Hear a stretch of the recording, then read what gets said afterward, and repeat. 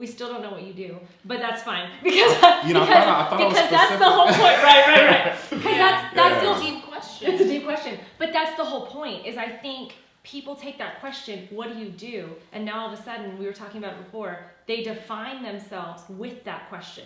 I'm a doctor. I'm a lawyer. I'm a singer. I'm a psychotherapist. You know, like so many things, and now all of a sudden, that's who we are in society. So now people know where to place us.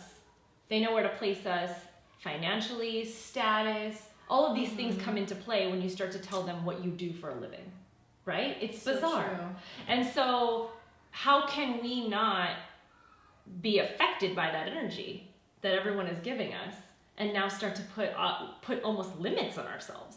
It's about those expectations that we adopt from the outside world whenever we share pieces of ourselves and we show our vulnerability.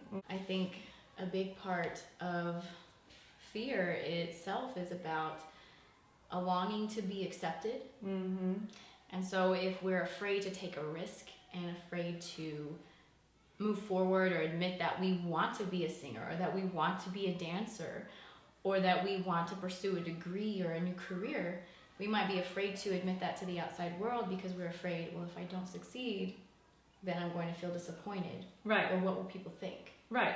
If I take on this title or just this idea and it doesn't play out by like societal expectations, then somehow it reflects that I wasn't enough. Right. And that's not necessarily the case. We have to think about our failures with the mindset of, do we give ourselves permission to fail? Do we give ourselves permission to look at it as a learning experience and a growing experience instead of, holding it against ourselves for not succeeding?